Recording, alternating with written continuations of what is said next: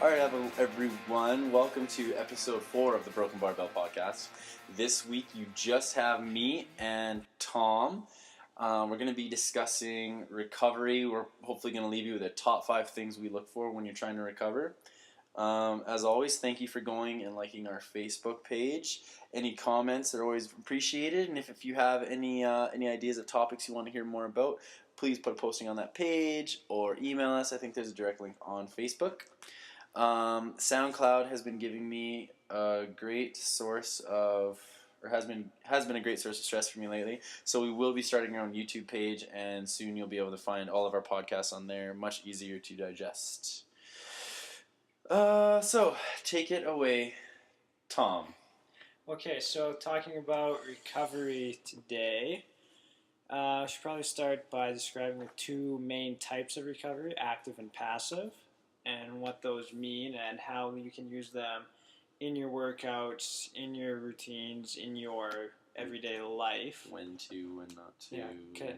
Exactly, because recovery is kind of something that it's outside of the gym as well as inside the gym, and I think it's something that everybody should do regardless of whether or not they're working out or not. And I think we want to break the myth that recovery means go sit on your ass and watch TV for a day and just shut down from fitness. Yeah. Because if you think about it, if you're only working an hour and a half a day, that's a lot of hours left in the day for you to do something. Yeah. And if you're not, you're losing out on an opportunity. Exactly. So go for it. So yeah, passive recovery is kind of I think probably one of the more common ones. It's one of my more favorite types, and that's exactly, that's what you would do in between a set in the gym, or what you should be doing.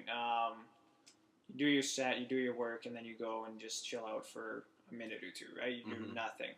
Active recovery is where you're doing something, but you're not technically doing a working set. It's not. It doesn't have any associated volume. It could just be like the pass or stretch of the band. I find myself always getting a few extra little stretches or just hip movements in. Yeah, so kind of similar to what we talked about last week with your warm-up. Yeah. A warm-up is a form of passive recovery, or a cool-down or something like that. So that's something you can incorporate into your workouts as well. Like if you find you're really tight with your lats or whatever, and you're doing deadlifts or some pulling exercise, then in between your sets, stretch out with a band. You're still recovering from the work, but you're being active. So this also, with active, you can also include central nervous system activation. So I mean, if you want to take it as far as slapping your legs when you're squatting, things like that, trying to keep your nervous system firing, although it is now in recovery mode, it doesn't need to go to a full halt. That's why, I mean, I guess with Olympic weightlifting things that you do sometimes, not the competition, let's say just training, you'd go and you'd sit down or you'd chill out for 3-5 minutes and just chat with your buddies. And I mean, that is actually something to do, at least in this country. But just keeping your arms moving, just kind of practicing those movements. Getting a dowel, I find myself just getting the dowel if I miss something rather than wasting my energy on. Because that's something that's really hard to cut. And I found that today when I was working out, on my last set of squats, you sit down, and that's you don't want to get back up. No, and as soon as you're up, you're like, well, that doesn't feel the same way it did 2 seconds ago. And it's exactly. So I find myself pacing all the time. And you kind of feel creepy, but it's just, you're just pacing all around the gym in between sets, so that's fun. Yeah. I think one thing that I do a lot of actually is for more passive recovery, visualization. Yeah? It's very, very useful. That's cool. That's a mental toughness thing. That's really cool, exactly. Sit down and think about what you're going to do and what it should look like and stuff like that. And that is huge for the more technical lifts, I find. And it's a really good practice to get into. But my active recovery for that is usually, if you've heard of the inverted U. I've talked to you about this, and everybody gave me shit about it because it's the inverted U. It's basically just not being ready for anything versus being over ready for something. Yeah. Competition, that mental toughness thing, and then trying to peak at the right time in the middle of your lift, like sports psych or coaching shit. And then I don't think you told me about that. I remember I talked to somebody and they're like, the arousal curve, because all we do is hang out with 12-year-olds. But anyway, and I remember every once in a while I kind of catch myself thinking about that, where I'm looking for the perfect song for a certain lift. I'm going for a 1RM. Yeah. And then I get way too pumped up or not enough. You know what I mean? You just have to be stable. Which is interesting how music affects a workout. And I read an article about that a little while ago. And a lot of more traditional weightlifting coaches don't allow music in the gym, or they don't allow it when people are snatching and doing the clean and jerk. When they're doing the squats, or again, the less mentally engaging lifts, then it's okay to get pumped up. But if you need to focus, sometimes music isn't always going to be. And it's train how you compete. Yeah. Study how you'd write your test. Yeah. These things that actually have been known to proven that they would just work better. Yeah, and I mean, I definitely think there is some benefit to listening to music while you work out, but I think so. I mean, you probably know it. You turn on, like, when that one song comes on, you might have just got a 5-pound PR on that. Yeah, exactly. And, you know, I mean, like, that's lame, but it's true. Yeah, psychological. Okay, so active versus passive. So we'll talk about it in a workout, how you're going to use it. So you are resting in between sets, whether that is just your CNS activation, your movement, your new movement prep, or maybe you are just kind of walking around. But always try to stay semi-active. Try to walk around, like Tom said. You don't want to sit down. Yeah. Because you'll just lose it all. Yeah. So stay engaged, but don't fatigue yourself. So looking at this then in terms of like your day or your week, because I think recovery is actually a pretty natural thing for people to do. Like, we sleep at night, we have holidays throughout the year, stuff like that, right? So we have those days off and everything set aside, but it's something you can also do in your day-to-day life, and making time for it, which most people don't. Huge, yeah. Because a lot of the time it's, technology affords us little time for rest, which is ironic. So it's just like shutting off your laptop. Turn your head off. Yeah, put your phone away. Yeah, that's the big one. They talked about it on Barbell Shrugged, where there was, like, I'm sure you heard this one. There's that CEO, and he's like one of the biggest hedge fund CEOs in the world, in America, and he's one of the busiest guys. And once a day for 15 minutes, he will turn off absolutely everything. I think, he will almost sleep, or meditate. There's something to be said about that. So that mental recovery is huge. Or, I think I saw another one of their episodes. They were talking to some guys. It's like, just blocking emails on your phone, or blocking incoming calls, or something like that. I wish I could fire Instagram out the fucking window. I wish my phone would just tell me I can't do that. Because don't get too wired on social media. It's not that good. But make sure you follow us on Instagram at Broken Barbell Podcast. Give us lots of likes. New logo coming Wednesday. Nice. So that's the mental aspect of recovery: getting away from technology, getting away from work, meditating, napping, whatever you want to call it, something like that. Just disengaging from the world to give yourself that breathing space, right? So let's talk about. So we had our in between, our intro workout kind of recovery things. That now I'm done. I've been in the gym for an hour and a half. What should we be doing? After my personally, I just sit there for a little while again. Okay, that's so a very passive else, recovery. For everybody else, this could be a good time. I mean, we talked about warm-ups last week, so we won't touch on that again. But this could be a good time to get some extra foam rolling in if there is something during your session that you found was kind of nagging, or maybe you tweaked something during, whether you stopped or not. God forbid. It might be time to kind of go back, work on that. Now is a good time to do static stretching. Yeah. You've put all your power in. We didn't really say that.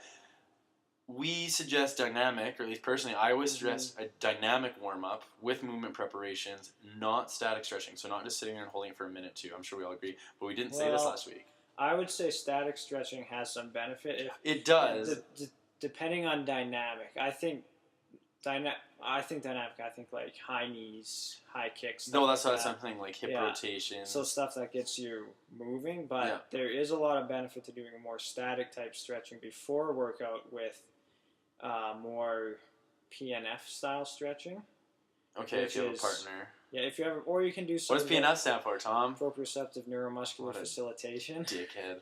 So that's something we'll talk about later. But there is a definite relationship between static stretching and force production.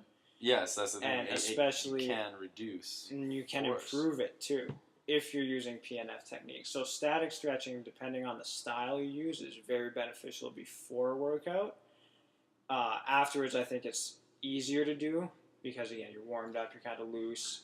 Yeah, you might also find when you start static stretching after workout that it's not doing anything. It's like because you actually finally got your muscles moving. Yeah, exactly. And it's more for that, just kind of chill out kind of thing. But what's a good example? Like just that laying on your back, putting your leg up, looping a band or something around it, pulling it towards you and pushing back. Again, the way that activates the muscle, I think you're going to get much more flexibility. Okay, so if you're kind of redefining static stretching because like that's what I will do. Yeah. But it's like I'm doing more joint manipulation. Like I'm on doing it. I think that's different than static stretching. Yeah, I'd say it's closer to static stretching than dynamic. Definitely, but I think it's much more beneficial and totally different. I honestly think so. Because if I just did like a hip flexor stretch, yeah, great, static sitting there, whatever, I don't get much. Now if I get that band in that super awkward position and I start pulling back and I actually get like the femoral head out of the socket essentially, all the synovial fluid comes in, it loosens up. I find that just so much more, and you can make that dynamic, oscillating into the joint and breaking up all that sinewy shit. Yeah, I think it's a little different. Yeah. Okay. So when I say static stretching, I'm not talking about stretching your quad for 30 seconds, standing there, switching. Hurdler stretch. Not that shit. It's more close to what Dave was talking about, where getting into a stretch and then moving around in it and finding those tight corners kind of thing and working stuff out. So it is almost at that point active stretching. Active stretching. That's the word for it. It is almost like a movement prep because, like, let's say we do lots of like squatting and things like that. We'll always touch on that because that's what we have to do every single day. But getting into the hips, ankles, started using band on my ankles, on my wrists once in a while because of the little flick at the top of the snatch. It becomes really crucial. Yeah. And it is kind of dynamic, but I see what you're saying, why you call that static. Or like a goblet squat, just sitting down there holding a kettlebell, moving around, opening the hips, stuff like that. So I recommend that for everyone every day, no matter what you're doing, because that way you won't hate it as much when you have to do it. So active or dynamic stretching before workout, more static style at the end. Yeah. So there you go. And you can get back on the bands and things like that. More foam rolling, whatever. Active recovery. Also, I find, not myself personally so much anymore, but even hopping on the bike for 5-10 minutes after like a tough leg day, something like that. I don't do that. Yeah, I remember I used to do that after hockey all the time. I found after competitions and things, it was actually really nice. Did it help? I don't know. I think it just kept me going, and it definitely took me down. Like, it took that arousal level down, and I think that was important. Yeah. But I'm not going to go do 50 burpees as a cool down. I'm not going to row things like that for a cool down because it gets your heart rate kicked up pretty hard. Yeah, which again... this is post-workout. Post-workout, yeah. And keep this in mind. So with your post-workout recovery and with most of your active recovery, again, we talked about this last week. It's not a workout. You shouldn't... Its purpose is to improve your next workout, your next training session. It literally sets your body up physiologically to start recovering. Yeah, so it brings your loads down. It keeps your movement. It keeps your body alive. So as soon as you sit down at your desk or wherever you are, wherever you might even be listening to this, you don't start to button up and you're super tight. And that's what we're trying to avoid. Yeah, exactly. So it's on your active recovery days, if you ever think like I'm not working hard enough, or if you're on the rower and you're not like dying, well, that's a good thing. You shouldn't be. Again, it's not about that moment. It's about your next training session. So differentiate again between your recovery sessions and your workout sessions. Okay. So now we've been working out 5 days a week. Maybe we're splitting that up, that 2 day off and 3 and then a day off, or vice versa. Maybe it's 5 days in a row and you're taking the weekend off.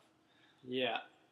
Regardless of that, what do we recommend for an actual, like a recovery day? Now, this is not nutrition. We're not going to touch on nutrition just yet, but a recovery day. Now, personally, I found, based on new goals, the amount of food I'm eating, I'm sleeping great, my energy is so much higher now. So I've actually, rather than just doing a recovery day, which for the most part would have been me just taking the option on it, not doing anything, maybe rattling off a couple bodyweight movements. I found myself either doing a row, just a recovery row, whether that's the other day I did 2,000 meters, but I broke it into 20 rounds. So 100 meter sprint, 30-second rest. 100 meter sprint, 30-second rest. Yeah. So it was still a workout-ish. Yeah.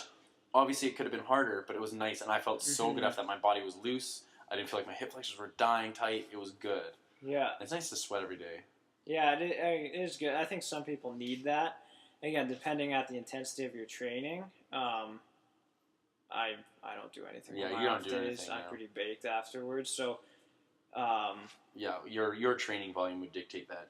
You just shouldn't. Yeah. We've talked about that because we've seen it. We talked about this last week in the work. You were at the point of your workout now where you almost can't get through a full set. Yeah. So you need a day. Yeah. So if we want to talk about this, and I mean, some people will argue, some people won't, but based on what we learned, you're going to need 72 hours for your central nervous system to recover through power movements or speed strength, whoever you talk to.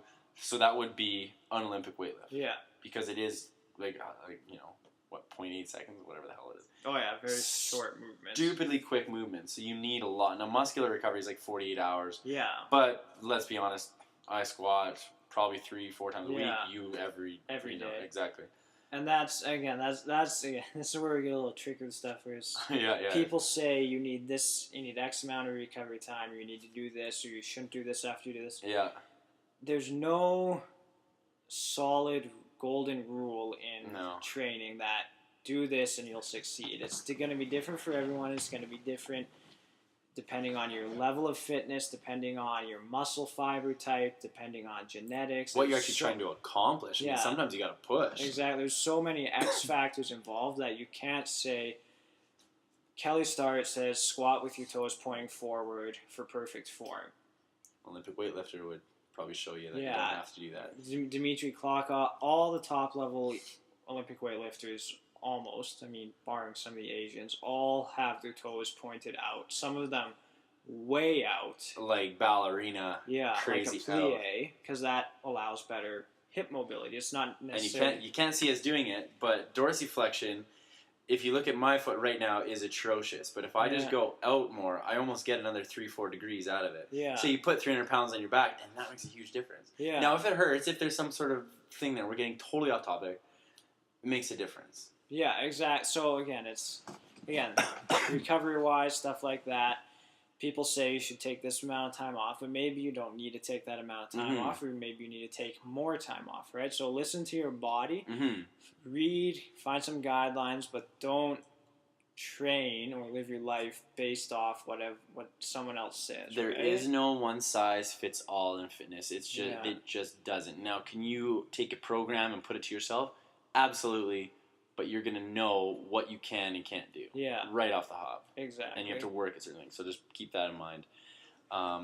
If you absolutely had to, take 2 days off, but keep it active. That's where I'd really recommend that active recovery. Yeah. I squat on Monday. I'm going to take Tuesday and Wednesday off entirely from the gym so I can deadlift on Thursday. No.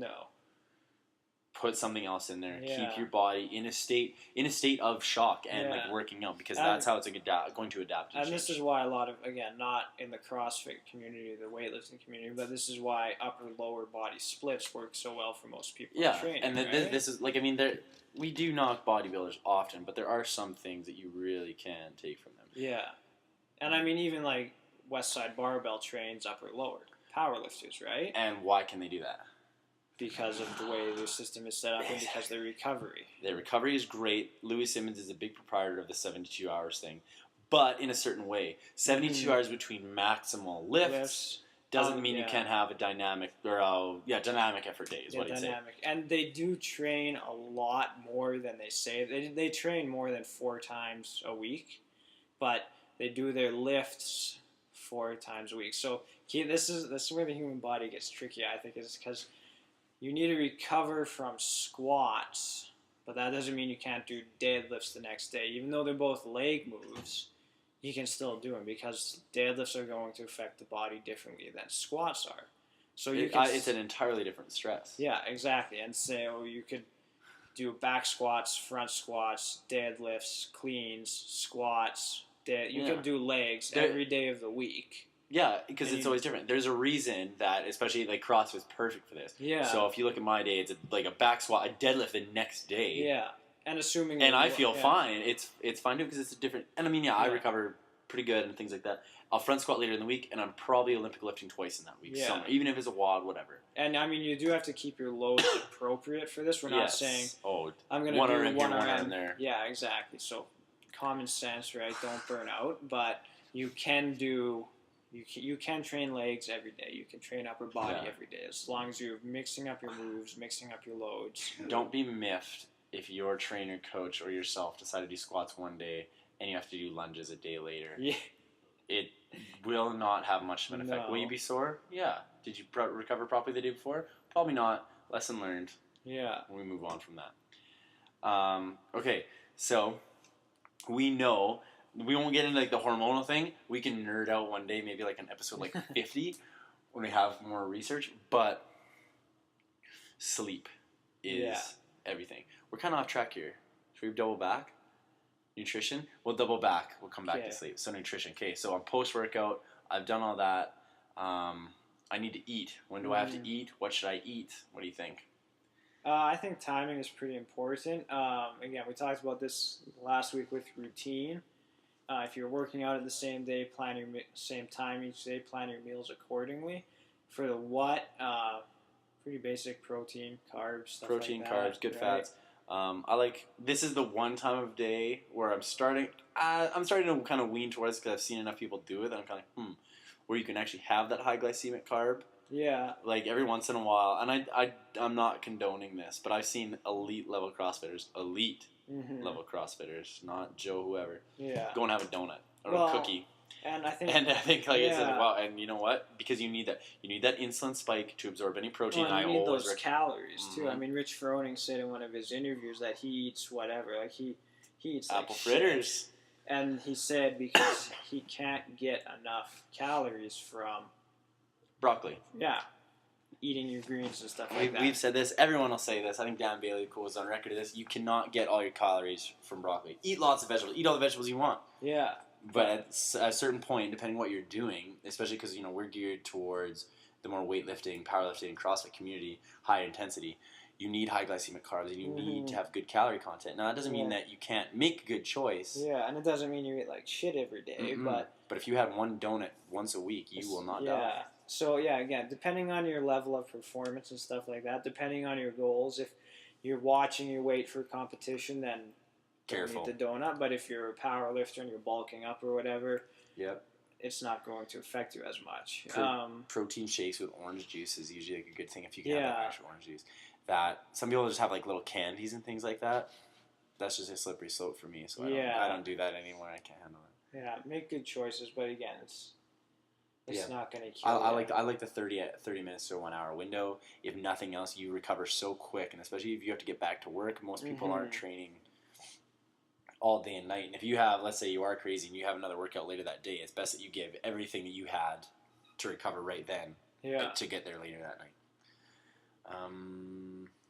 So 30 minutes, and then eat all your other meals accordingly. Eat green. Yeah, lean. Green and lean. I mean, we say paleo. I mean, we abide by that, and we will do a nutrition one sooner or later here. I know that's basically where everyone's questions come from, but we'll get there. I say we take our first break. Yes? Yeah. Okay.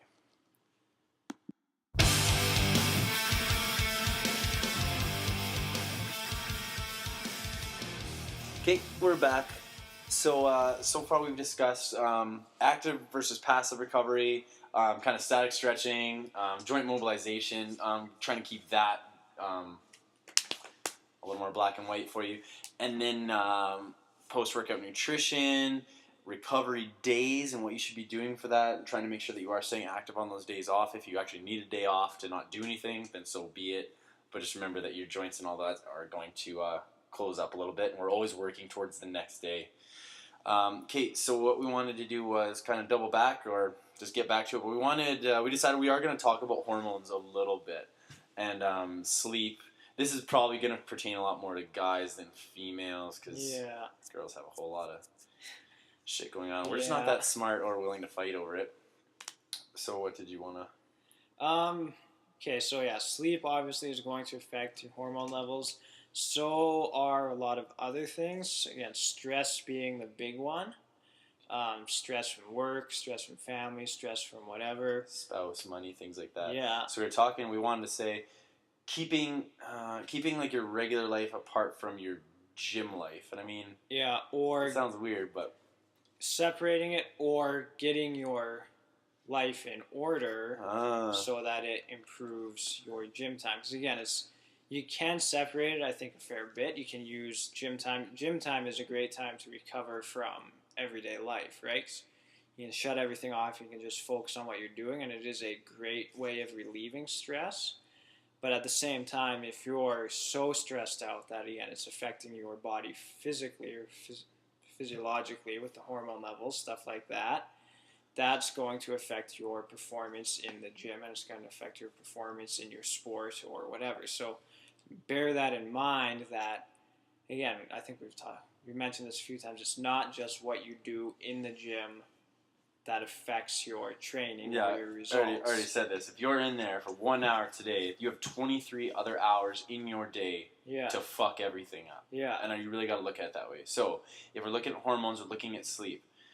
Eating properly, eating that, again, let's just say it, eating that paleo diet. Mm-hmm. Cheating once in a while, because you don't want that stress on you all the time. If you were at a barbecue and you can't have a burger with a bun sometime, no, you're going to be miserable. You're going to shoot yourself in the head, or you're going to shoot someone else in the head, and that's even worse. So having discipline, but being able, like having flexibility. Be good 80% of the time. Good foods will dictate your hormones to be good. Yeah. Okay, so I mean, like let's think, like again, we'll go to guys like high T level, getting like decent testosterone levels.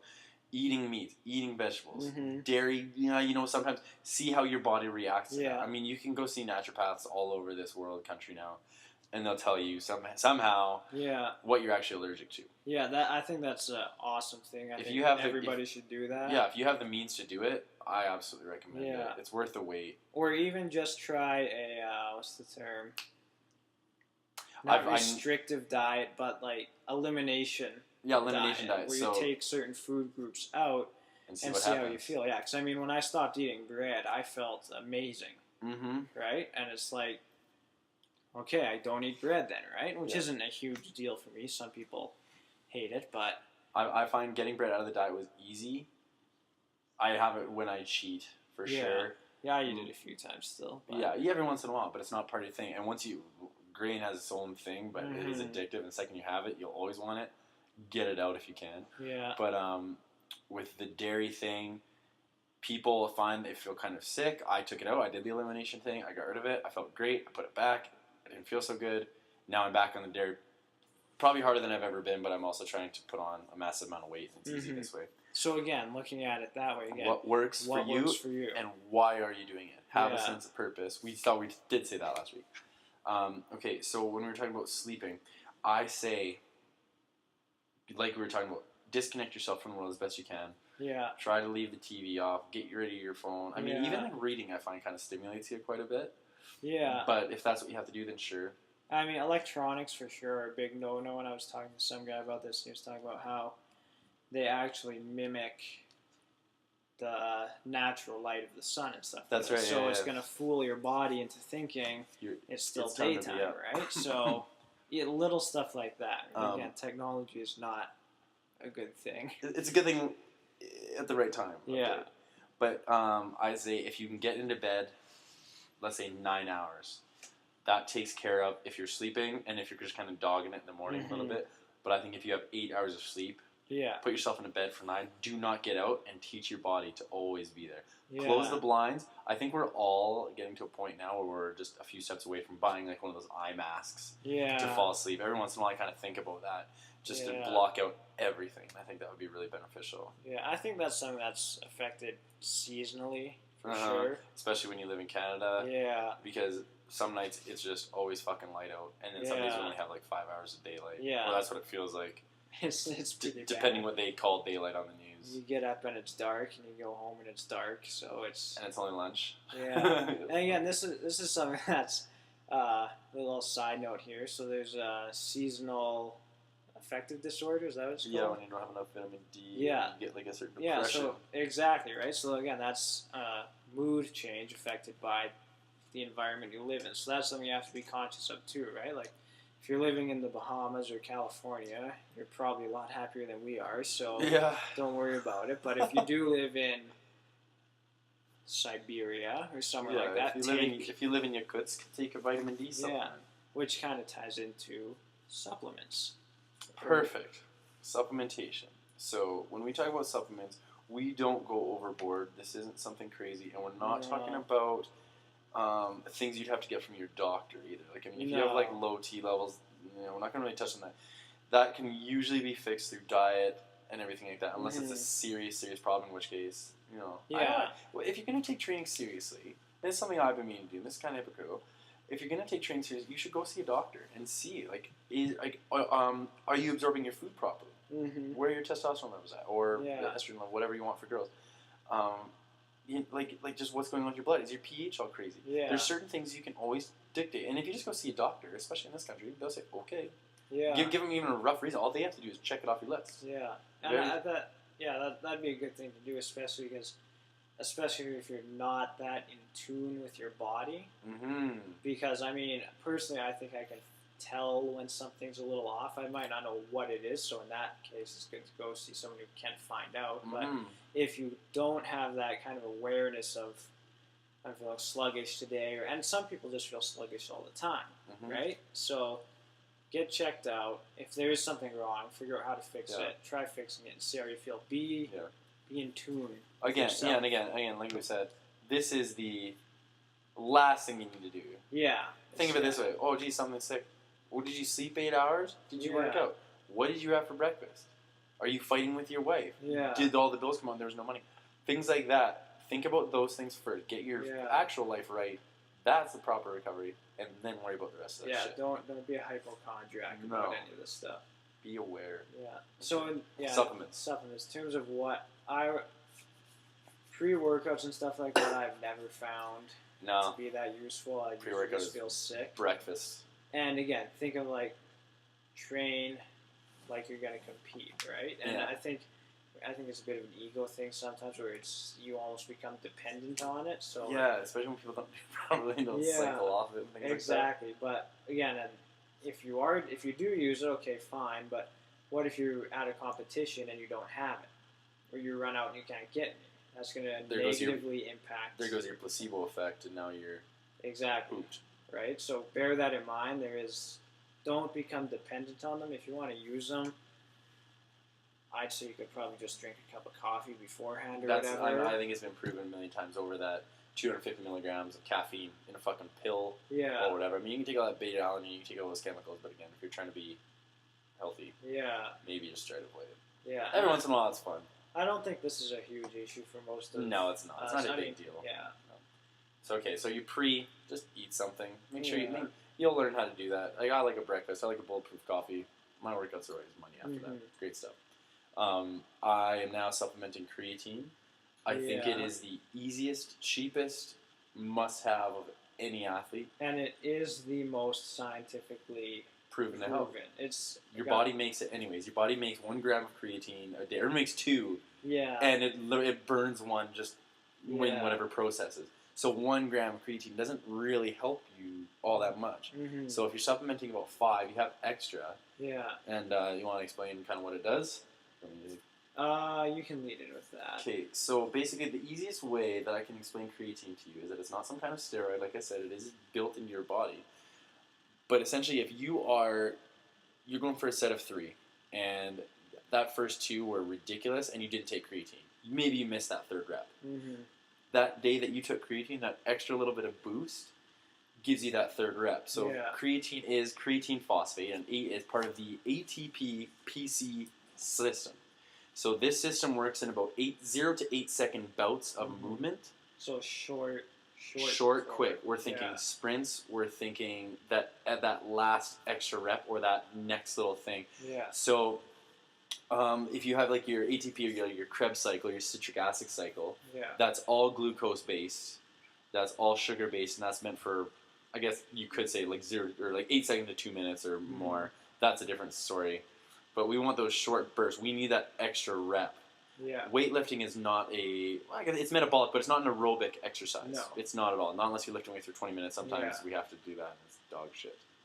But the point is, that can give you that extra boost. That might give you that extra couple meters in your sprint. And since we are training to perform, any athlete can use that and benefit. And like I said, it's cheap. Yeah, and again, it's not a steroid. It's naturally produced, and it's just a chemical or product that... Yeah, it's literally an energy source within the human body. Yeah. So whether we give it to it or not, the body's going to have some. We might as well give it more to be better. Yeah. And again, if you're looking to increase it by diet, red meat, really good source of stuff like that. Mm-hmm. But yeah, again, definitely one of the most researched. And if you're buying a supplement, look at the long-term research that has been done. I trained a naturopath who said, good rule of thumb, if it hasn't been on the market for 5 years, don't bother with it, because no one knows where it's going, what it's going to do, right? other obvious supplements like omegas. Yeah, your fish oils, krill oil, whatever the hell you want to take. I think that's really good. Some vitamins. Yeah, for joint recovery, things like that. Just kind of, if nothing else, most people aren't getting enough omega-3, 6, I guess 9 too.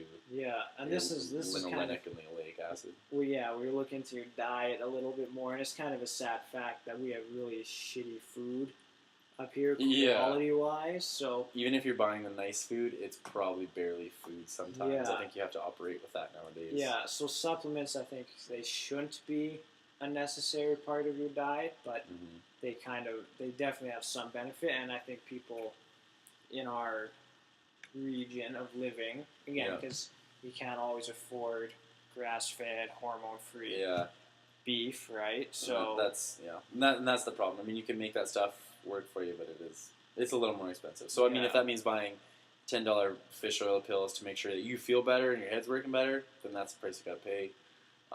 Usually what you're looking for on those is 100 milligram DHA or something like that. Yeah, what's the DHA or EPA? Yeah, 1,000 milligram DHA to EPA, something like that. We'll look for 1,000 milligrams. With the creatine, we said 5 grams. Vitamin D, huge. We talked about that already. Making sure you get that. I mean, you can get that in milk. You can get that in broccoli, whatever you're eating. Most foods have it. Get it from the sun when you can. Yeah. If you do kind of feel bummed out and things like that, there's a chance. Yeah. That is vitamin D. And I mean, that's vitamin D3 or whatever. 1,000 milligrams as well. Yeah. I think so. We've talked about this with recovery. We've said this again. This is just me saying this all over. Protein shakes are fantastic and everything, and I love whey protein. I actually feel really good recovery-wise afterwards. But this branch change, a couple scoops of branch chains and creatine during my workout or just after, I recover just the same. I feel great. So branch chain amino acids, again, not goofy steroids or anything like that. It's something. It's very quick-acting amino acids. So the protein building blocks. So you have leucine, valine, and glutamine.